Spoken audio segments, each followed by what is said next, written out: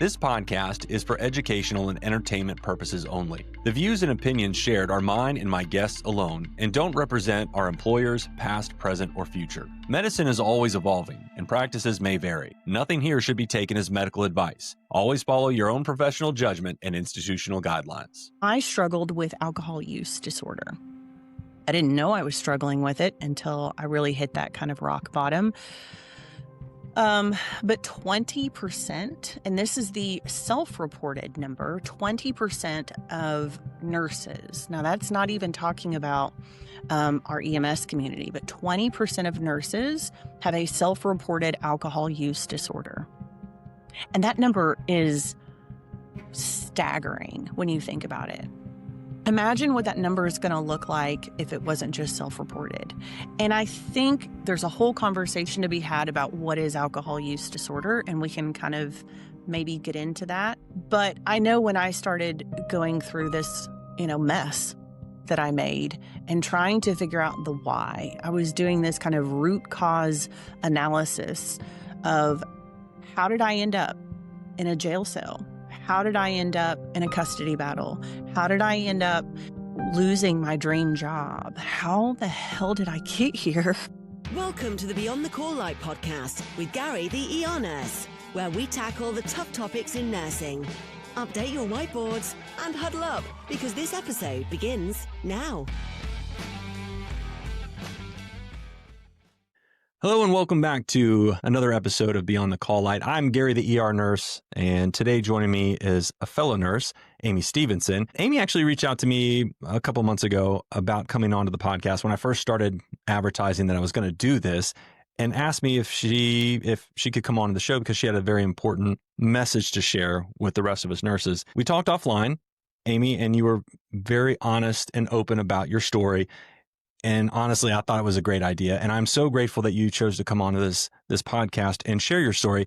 And that being said, if you could first just introduce yourself, tell us a little bit about your healthcare background, where you started and what you've done over the course of your career. And then we'll get into your story. Sure. First of all, I'm so excited to be here, Gary. Excited and nervous. I feel like I have an important story to share. It's not necessarily unique or special, but it needs to be talked about. So we'll kind of get to that. But my background, I've done a lot. I've done some really cool things. But, all the way back to in high school, my very first job was a CNA. And then I went on to become an EMT and a 911 dispatcher. Eventually, I had to make that path in EMS where I was going to decide, am I going to go the paramedic route or the nursing route? Chose nursing. So I went to a BSN nursing program, and I begrudgingly did about a year in med surg before I finally ended up in an ER, which is where I wanted to be. Always a hot button topic, that one, the whole starting in med surg. And then I really started my journey to what I wanted to do. My lifelong goal was to be a flight nurse. And so I was able to go fly for a couple different really great companies. I dabbled in ICU and in hospice along the way, done some event medicine, eventually went back to school for my nurse practitioner. And now I'm in education, which is an interesting adventure for me, and I'm loving it. Good. Yeah. Now, like you said, you have a very diverse background. I get the feeling that flight was kind of where your heart was, but for the record, which one of those did you prefer the most? Flying. Hands down. It was the joy of my life. And who knows, maybe one day I'll do it again. But it was absolutely the joy of my life. And people ask, what was the greatest thing about flying? And for me, it was the autonomy. The views are pretty fabulous as well. Flight suits are cool. The helmets are cool. But the autonomy was really cool. Being able to kind of be trusted by your medical director, be given that wider scope of practice, and really use your brain. Being surrounded by some of the smartest people I think I had ever had the privilege of knowing, it was the best. I echo that. My flight experience is very limited, mostly just ride-alongs at this point. I've been through a flight academy, but I will say one of the things that I enjoyed was all the people that are around you are just so incredibly intelligent. And my experience has always been they're very generous with their knowledge. And that is one of the unique things about the flight community that I've seen over the years is how generous they are with their time and their knowledge. Like they're more than happy to teach you. And that's one of the things I love about it. It's really interesting because I didn't realize that it's kind of part of the job. It really is what they're looking for in a candidate.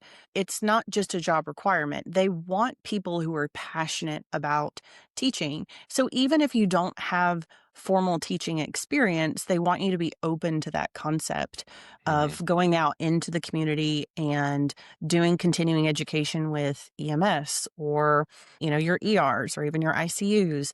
And I I really didn't understand that that's what they were looking for. So they as the flying community, a lot of Right. programs really want those clinicians who are striving themselves for knowledge and then eager to share it. So let's get to the story about why you're no longer flying. And that's really the reason that Mm. you reached out to me is to share that aspect of the story. And at this point, I'm just going to take a step back and I'm just going to be the audience and I listen to your story. And if I think of a question here or there, but really I want you to be able to just tell your story to the rest of us.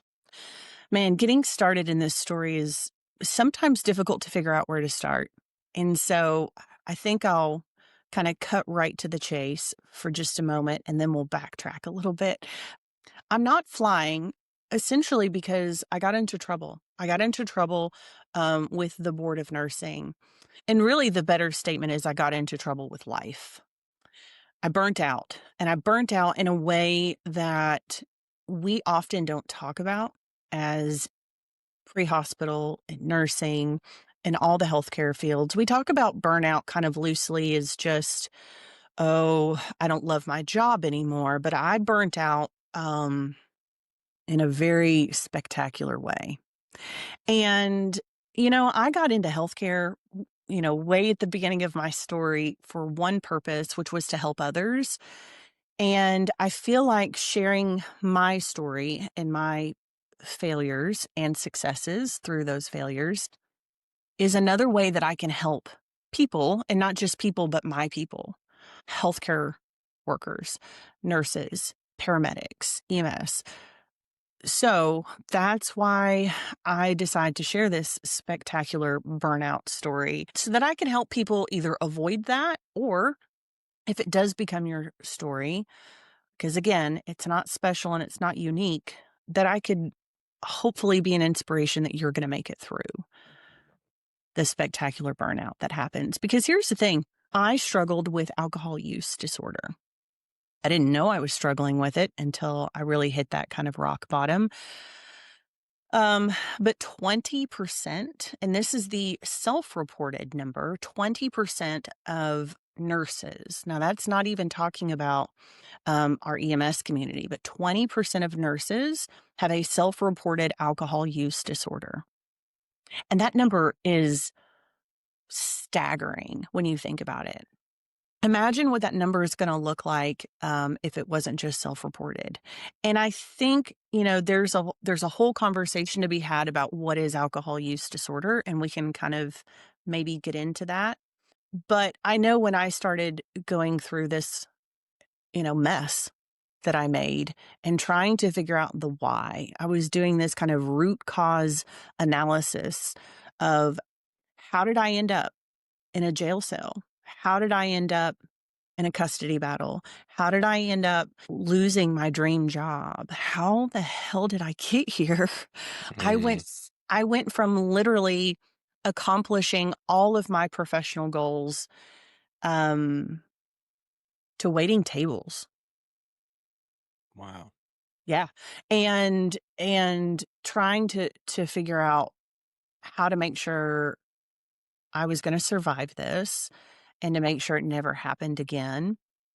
And then as my bandwidth become a little bigger, it was, okay, now how can I help others that are in this scenario? Because I figured out along the way, I'm not alone. We're just not talking about it.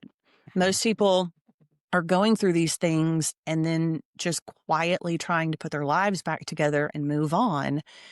And that's perfectly fine, but you're missing that opportunity to help others. And so that's why I'm trying to be brave. I'm trying to be brave. Yeah. Well, I mean, I think it's incredibly brave. One, to have gone through that. Two, to have survived that.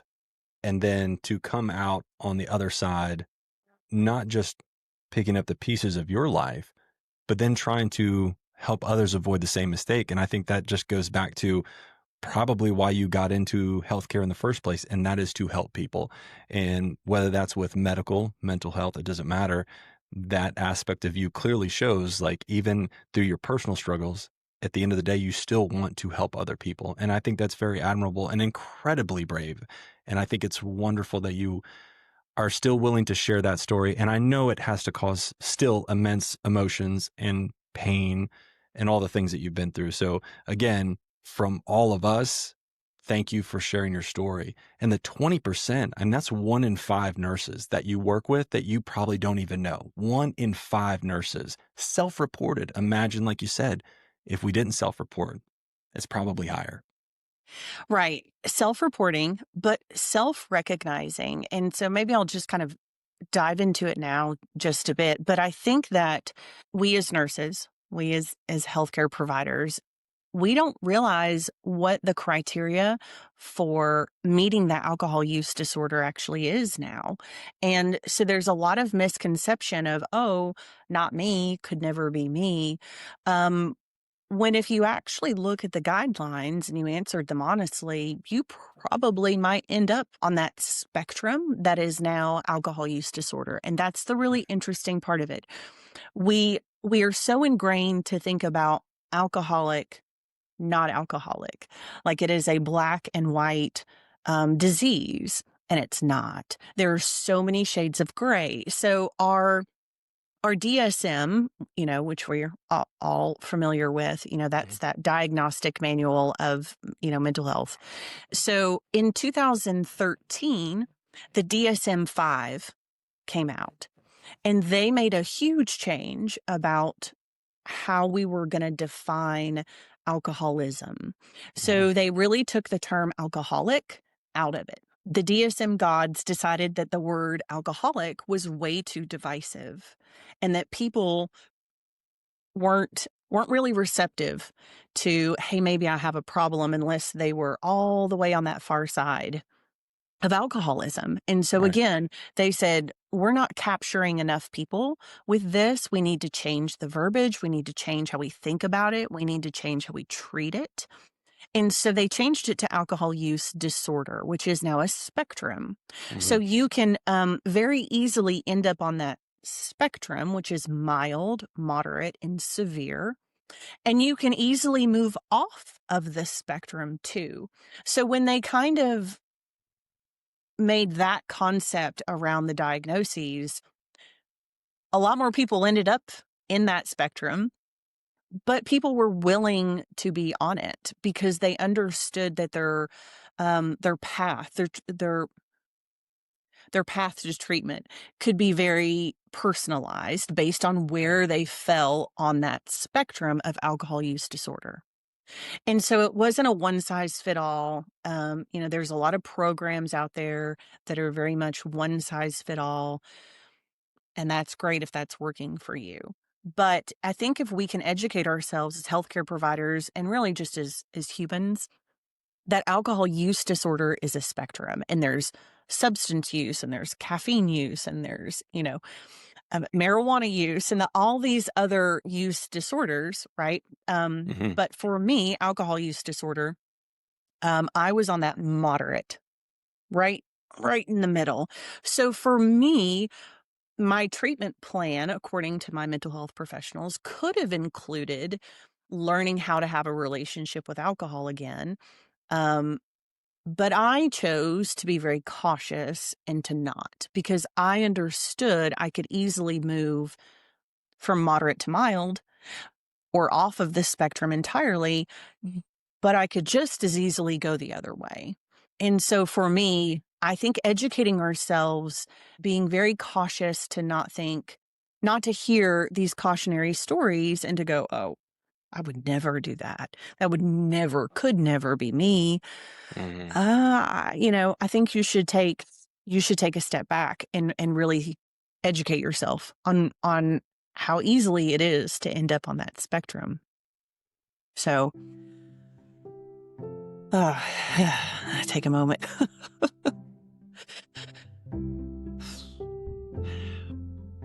Quick break from the conversation. If you're enjoying Beyond the Call Light, please don't forget to follow the show wherever you listen. You can find us on Spotify, Apple Podcasts, YouTube, and Amazon Music. Hit that follow or subscribe button so you never miss a new episode. And if you're on Apple or Spotify, a quick rating or review really helps others find the show. Speaking of which, let's get back to it. All right, so you mentioned doing the root cause analysis. When you were doing this and you were thinking about the consequences of your actions, were you able to kind of pinpoint where in that timeline you went wrong? Yeah. Um, Absolutely. Now, it took many, many um okay, I'm sorry. I'm trying to pull it together. I'm trying hard here. Take your time. So, look, I'm already getting choked up. I don't know why this is so hard. I don't know why this is so hard today. Um, when I was able to sit back and look at the mess that I had created and go, how did I get here? It took a lot of therapy, but I think I've identified a big piece of it for me. I talked about I grew up in EMS.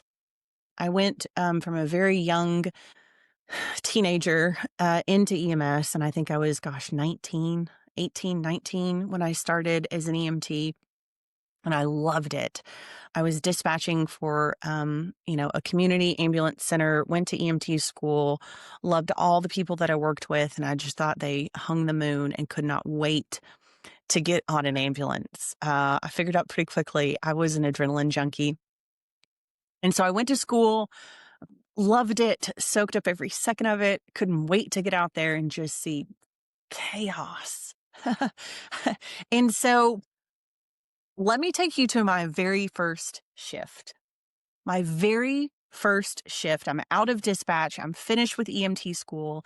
They put me on an ALS truck, so an advanced life support truck. So I have a medic and I have an EMT, and they are, permanent partners. And I'm kind of third wheel in the back of the truck. We have a 12-hour day shift, and I am annoying all shift. I am cursing the EMS gods. I want mischief and mayhem and skullduggery and hijinks and all the things. And my paramedic partner, whose name is Beaver, that is his real name, and he has okayed me to say it. Good old Beaver. Beaver was a fireman as well and a very seasoned paramedic. He has since gone on to be a wonderful flight medic in the military. And then my EMT partner, frankly, I don't remember. This was a very long time ago, probably 22 years ago at this point. But they were like, you need to calm down. You need to calm down. There will be plenty of time for chaos and mischief and relax. It's fine. But we kept getting granny tote from granny tote, dialysis to nursing home to dialysis and back and the whole shift. And I'm just very disappointed. And we make it all the way to the 11th hour. We had just gone to eat with another crew. We're headed back to base to finish up all of our, counts and be done for the day. And I was just going to be disappointed that my very first shift, we didn't even run a single ALS call. And then the tones go off, and it is a structure fire. And I'm like, yes, structure fire. But, I thought it was just going to be a standby, but at least I could watch a structure fire and maybe a few cute firemen, whatever, Don't judge a 19-year-old me. And so we start heading that direction. And dispatch, the information is starting to evolve. And we realize, oh, there are people trapped inside of this structure fire. And this is not sounding good. And so I'm getting more nervous. I'm getting more nervous. My partner's tone starting to change. They're getting much more serious. And of course, remember, Beaver's a fireman. So he's kind of thinking with two brains now.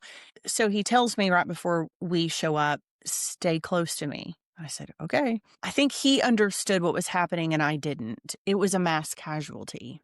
So here, it's my very first shift as an EMT precepting, and I'm rolling into a mass casualty, a structure fire, people entrapped. We pull up to the structure fire, and if I could try to paint a picture, we're talking about a brick rancher home, okay? And it sits on a hill, so the back of the structure is going to be like a walkout basement. But from the front, you can only see that it looks like a one-story brick rancher. Right. And there are flames shooting out of the windows. And there are a couple off-duty firemen in their personal vehicles, and there's a couple neighbors that are there, and they're trying very hard to rescue people from out of the windows. It was obvious that there were going to be lots of fatalities already from the structure fire. And so I'm looking at Beaver. Beaver's looking at me like, oh no, what have we got? And I looked at Beaver and I said, I know this place. And he kind of just looked at me and I said, this is where I worked. I was a nursing aide. This was an assisted living home. And it was just a home for elderly. It was kind of run out of this residence. And I loved these people. And it had been the job I worked at just prior to getting into EMS. And I knew the workers. And I knew that the women lived upstairs and the men lived downstairs. And so I looked at Beaver, and there was clearly no use in helping the people that they had already pulled out from the front of the home. And I looked at Beaver and I said, we've got to go to the back. The men live downstairs. And I knew that some of the men, were visually impaired, had mobility problems, and they probably couldn't get out. So he's like, let's go. So we run around to the back of the home, down the hill, and he kicks the door in. It was like a movie. It was a movie. He kicks the door in, and I'm thinking, whoa, what is this world that I'm in right now? And we walk into the basement, and there's fire crawling the walls and crawling the ceilings. I'll never forget those images. And we go and we find a male patient who was not able to get out. And he's like, get his legs, I've got his arms. And we firemen carry this patient out of there. And I remember holding the patient's legs, looking up at the ceiling, fire is crawling. And I'm thinking, this is the coolest thing I'm ever going to do in my whole life. I have peaked on day one. This is awful. You set the bar really high. Oh no. Now what am I going to do for the rest of my life? Like, I've done it. I'm carrying a man out of a burning building. I'm saving a life on day one. And so, kind of speeding the story up a bit, we end up putting the patient into the back of our ambulance. There's another medic and another patient in the back of the ambulance. This is mass casualty, all hands on deck. We've lost our EMT partner. I don't know where they went. And he looks at me and he says, you're driving. I'm sorry, what? Spoiler alert, I'm a terrible driver. So I'm like, okay, I guess. So I hop into the ambulance. What should have been a very quick 3-point turn was like a 27-point turn out of that little spot, trying to get the ambulance turned around on this country road. And we haul tail to our local ER. Somehow I get us all there in one piece. And I get out of the ambulance and I realize that it just smells like fire. And I'm devastated for these poor people. It just smells terrible. And I go to open the back of the ambulance to help my partners get their patients out. And I realize, wait a minute, it actually doesn't smell like fire back here, but it smelled like fire outside the ambulance because I drove the entire way from the scene to the ER with the emergency brakes on. But now here's the thing. So now here, and it's a very long story to get to answer your question, but here's what I learned from that. First of all, I thought there was going to be a parade and ticker tapes, and I was going to be president of everything that needed a president for pulling a man out of a burning building. And there wasn't. And then also, I thought, we're going to talk about this because I also just witnessed the most horrific thing I've ever seen in my life happening to people that I had an emotional connection to on my very first day of this very inherently stressful job. And we didn't talk about it either. There was no debrief. There was no great job. It was very much the culture of put your head down, keep going. This is how we deal with it. If you are going to be good at this, and if you are going to be one of the good ones, then you have to learn how to just shove it deep down, be okay, and move on to the next one. And it's nothing anybody said to me specifically, but I saw it. Mm-hmm. I saw that's what we were doing. And so that's what I did. And I subscribed to that coping mechanism really hard. And I carried it with me for life. And so I certainly don't want to blame EMS on any of my personal decisions that I made that were terrible. But here's the thing, fast forward my entire career, and I saved many lives. That was not the most horrific thing I've ever seen, not by far, unfortunately. And then you sprinkle in personal loss, personal chaos in your life, aside from all the professional things. And Gary, I was drinking. I learned that we're going to go drink about it. We're going to celebrate our wins with a beer. We're going to cry about it at the bar. We're going to shove and turn all those emotions off. And while I did not drink every day, I didn't always drink to excess. I was drinking to quiet what was happening because I wasn't dealing with any of it. Until one day, alcohol really, really lied to me. And I fell for it. It had really been lying to me my whole life. But I really fell for it. One day, I get off of a 24-hour shift. It had been a very stressful couple of months. We had had a lot of deaths in our profession from a lot of aircraft accidents. And I wasn't really in a good place personally. And I went home and I thought, I'm going to stay home today and I'm just going to clean the house and I'm going to drink. It's going to be fine. And that seems very benign. But really what I was already doing is I was just trying to escape what I didn't want to deal with. So anywho, I'm doing exactly that. And I get several hours into many, many drinks later. And I get a phone call to go pick up my daughter from school. And I didn't say no.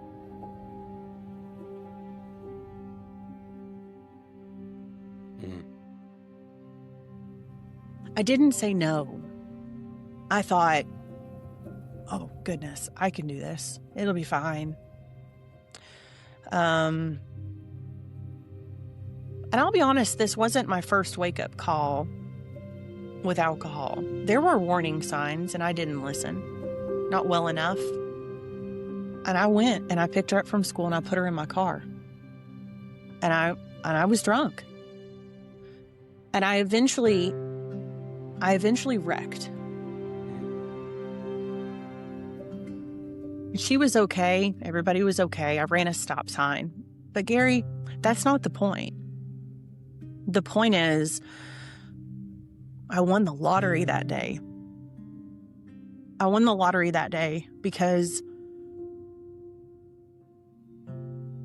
I was fortunate enough to get a wake-up call that didn't cost my daughter her life, that didn't cost an innocent bystander their life, that didn't cost me my life. There would be dire consequences, and that's okay. But sometimes we need our teeth knocked out. And unfortunately, I'm a little stubborn. And I think that's what it took for me to realize um, that all of these learned, quote unquote, coping mechanisms were not serving me. And I looked very successful on paper. But personally, it was falling apart. I was very unhappy. And I wasn't taking care of myself. And my daughter is okay, and we have a great relationship now. But, with a DUI, especially with a child involved, becomes a problem professionally. And so, the Board of Nursing has to step in and they restrict your license in certain ways. And they decide how long you're going to have restrictions. And I work in a state that is a compact state. So I have to have that compact state licensing in order to fly. Mm-hmm. Well, my state decides that when you're in trouble, you're not going anywhere. We're going to, you're grounded. You got to stay home. So you can't go to different states. They really want to keep you where they can watch you. And I get that. But as much as my flight job loved me and was incredibly supportive of me through this, I couldn't keep my multi-state. And so I had to figure out, what am I going to do now? They take your whole license away from you initially. And so I was waiting tables. Wow. For 4 or 5 months, put my life back together. Ooh, I need to take a break. All right. Absolutely. You're listening to Beyond the Call Light with Gary, the ER nurse. If you like what you're hearing, make sure to follow and subscribe on Spotify, YouTube, Apple Podcast, or Amazon Music. New episodes drop regularly, and your ratings and reviews help us reach even more listeners across the healthcare community. Now, back to the show. And I know that there are people who need to hear this story because they'll be able to identify with it. And then there will be those that hopefully can't identify with it, but maybe they will have a bit more empathy or compassion for their comrades who are struggling.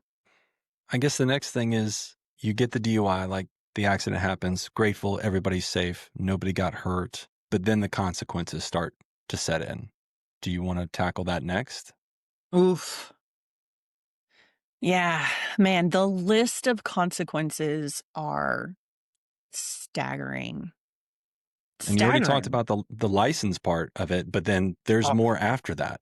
Man, and that's really not even the tip of the iceberg with the license. It costs almost $1,000 a month to keep my license in this timeout that I'm in. And I'm in a timeout for 3 years. So for 3 years, I will spend about $1,000 a month just to keep my license. And so it's very punitive and probably how it should be, but financially it's devastating. I didn't realize how many nurses were getting into trouble, that even with changed behavior, even with recovery, were not able to keep their nursing license just because financially they couldn't do it. Sure. And I feel like that's got to change a little bit. I feel like if you're making the changes and you're passionate about nursing, man, it sucks to lose you just because you can't afford to stay into these programs. But, I don't really have the answer for that. But as far as the other consequences, my goodness, personally, I lost a ton of relationships. There were a lot of people who were embarrassed, disgusted, ashamed of me. To include family. I lost, Wow. I lost family, friends, and those are absolutely unfortunate. But I also gained a lot through this experience. There were a lot of people that showed up that I wouldn't really have guessed would have shown up. I've had so many people reach out and say, this doesn't define you. This might be a piece, but it's going to be a magical part of your story. And we really are rooting for you and we're here for you. And they checked on me and they still check on me. And, you really see who's going to show up. And that's been wonderful. Some other positive changes, the people in my life closest to me. So my significant other quit drinking with me. That's good. And that was probably a change that needed to happen too. He has a family history of alcoholism. He certainly wasn't where I was with it, but he made a change. And so we've been sober together, which is really cool. And our relationship has blossomed because of that. My relationship with my work and my parents, with my friends, it has all blossomed. And so I still mourn the loss of some of those people who have continued to not choose to be a part of my life, but I leave a door open.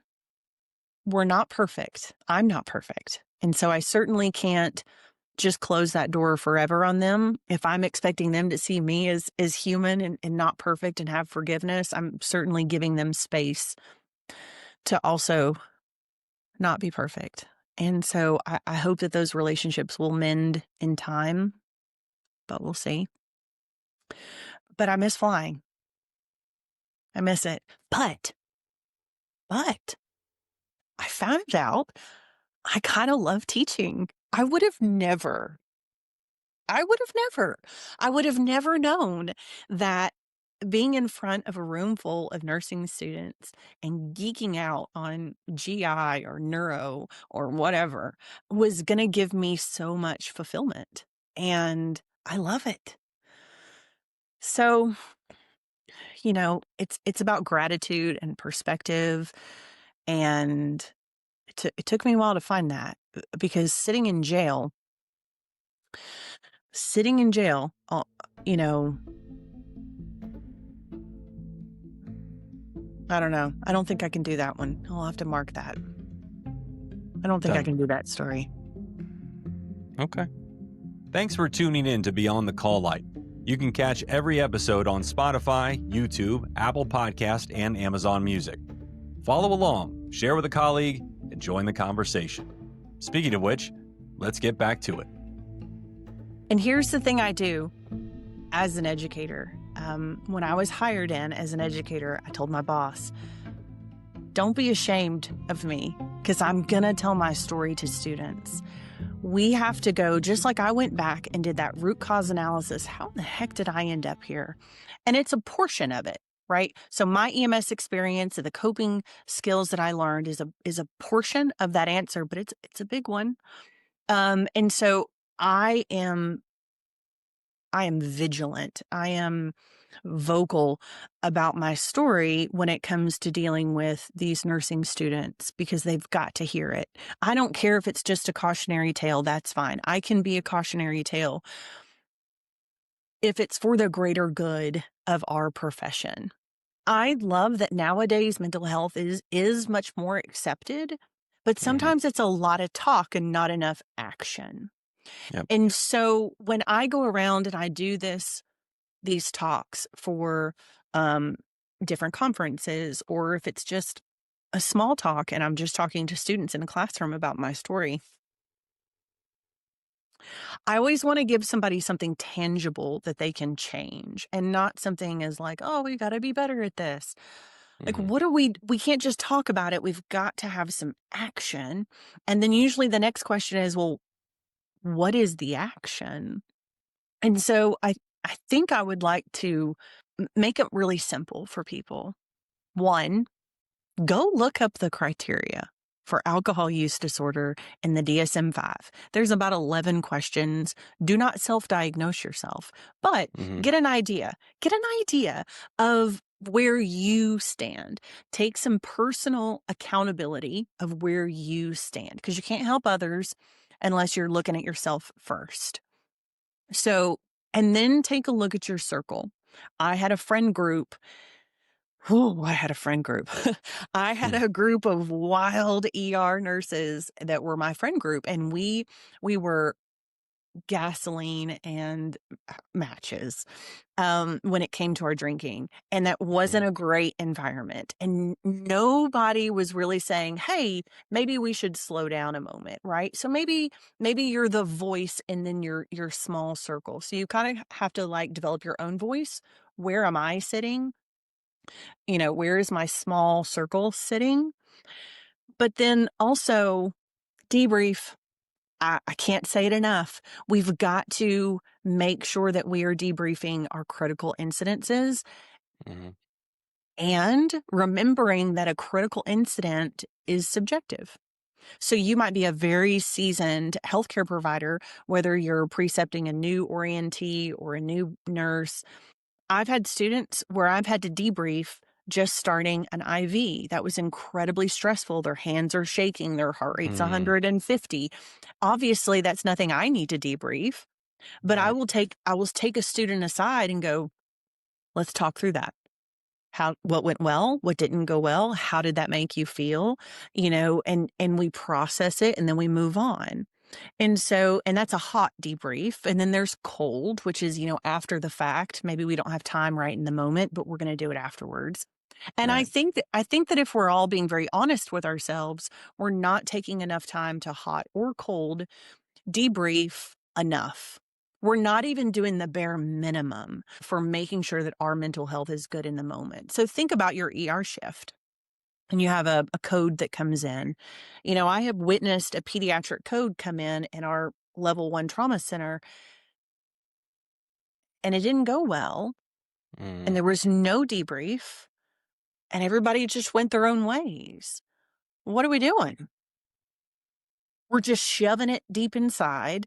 right. And, as leadership in that ER, whether you are actual leadership or whether you're just, somebody who's got a lot of, what am I trying to say? A lot of seniority. You have to lead by example. And so I tell my nursing students, hey, you're not going to be the leadership team. You're not going to be the one that has a lot of experience, but you, even as a brand new baby nurse, can go, time out. Can we talk about this? You can do that. And so I just try from a very young in their career standpoint to implement this. It is okay to debrief. It is necessary to debrief. We've got to talk about this. And I hope that will help perpetuate some actual change instead of just talk about it.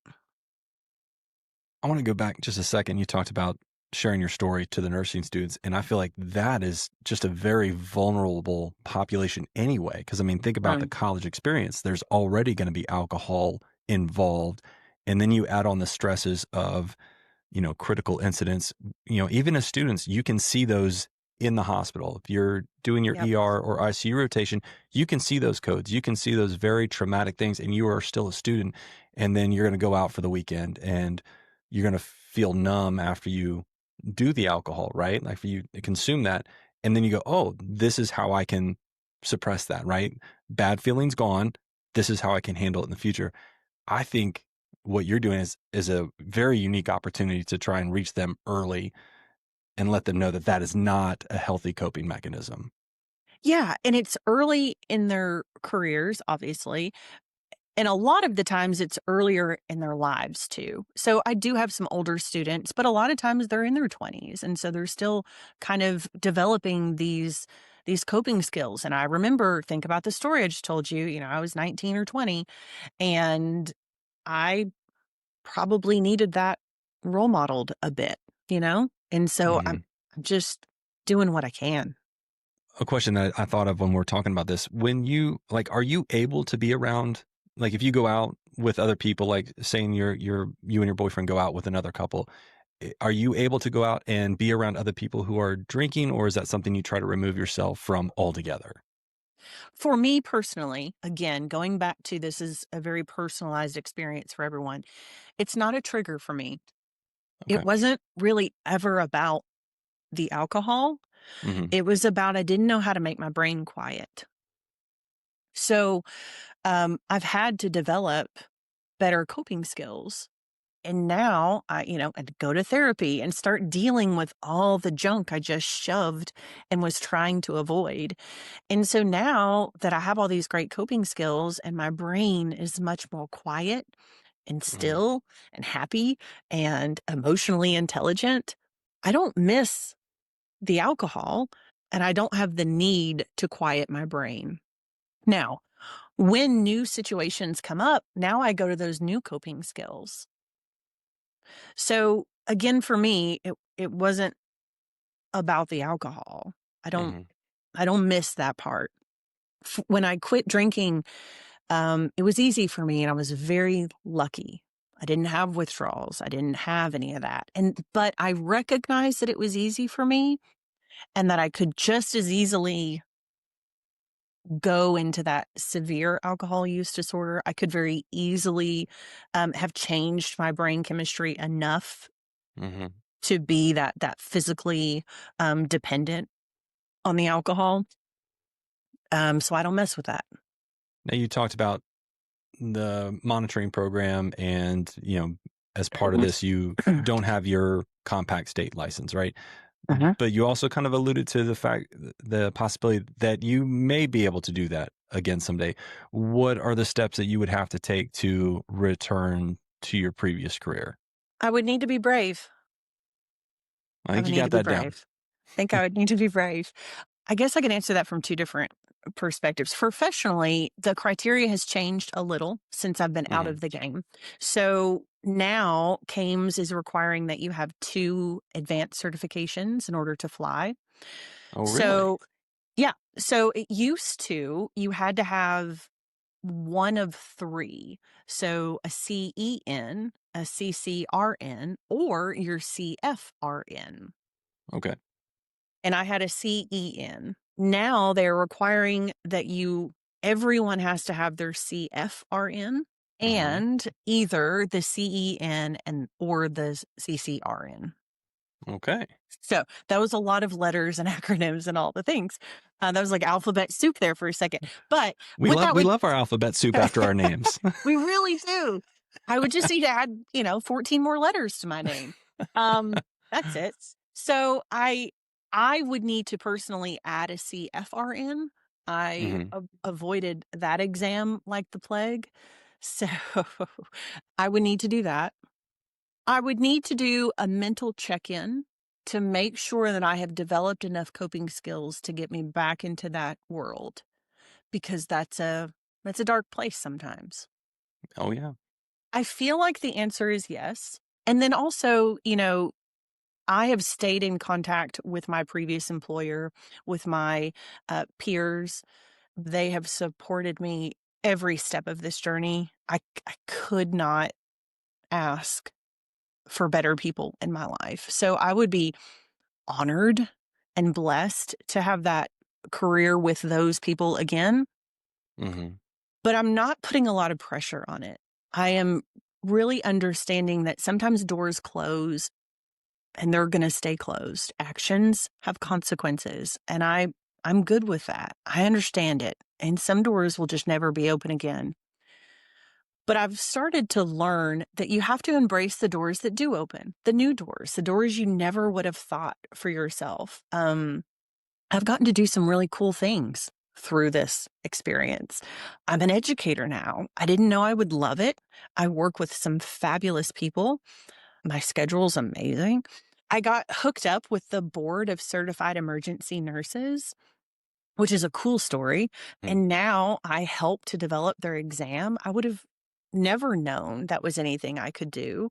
And so, will I fly again? Maybe, maybe.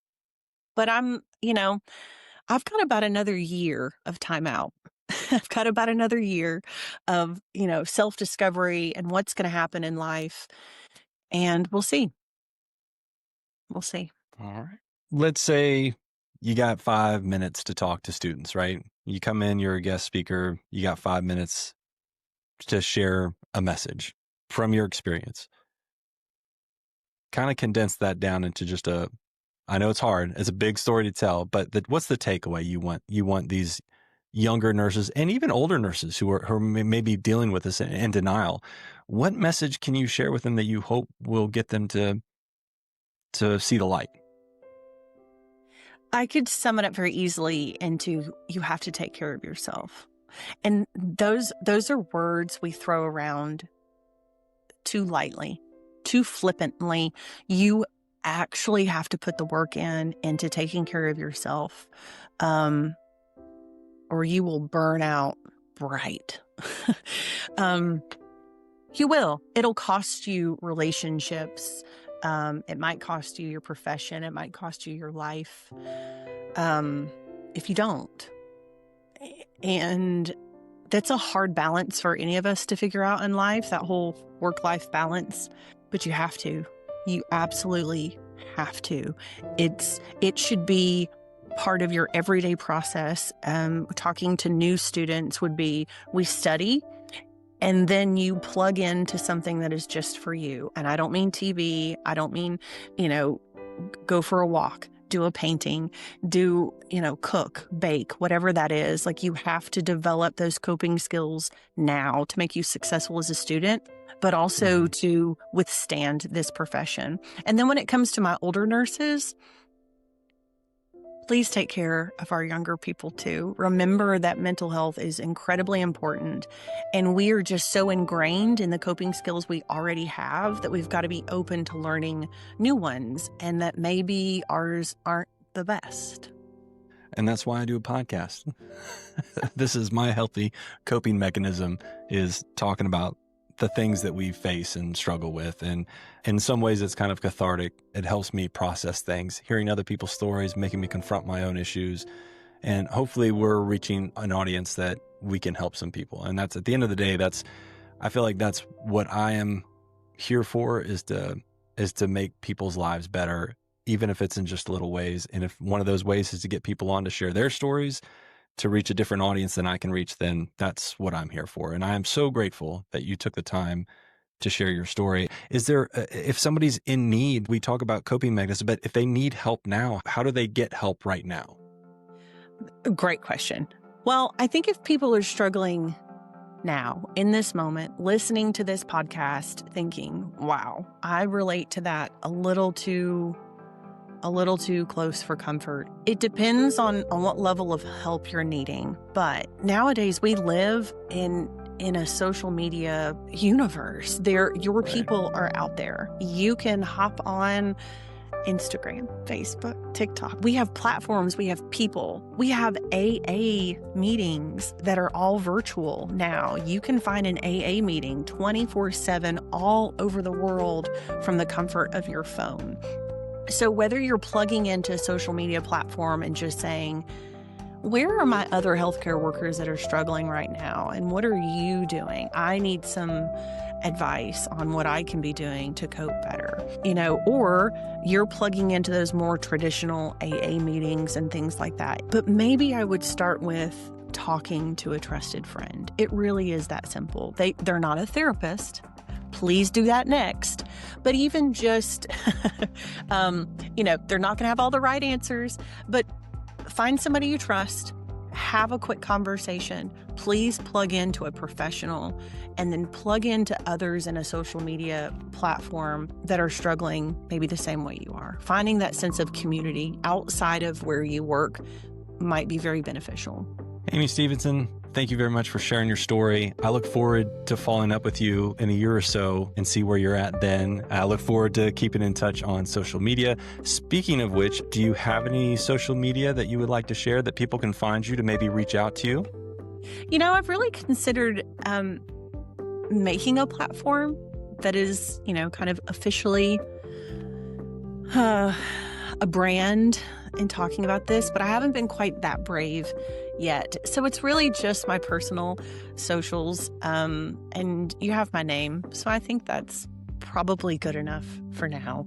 But if I do anything official, I'll keep you posted. That sounds wonderful.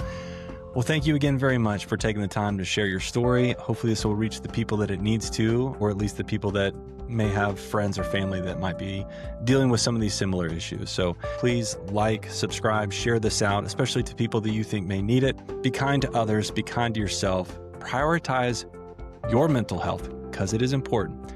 I'm Gary, the ER nurse. This is Amy Stevenson. She's been my guest on this episode of Beyond the Call Light, and we'll see you on the next episode. Thanks for listening to Beyond the Call Light with Gary Cope. Don't forget to clock out.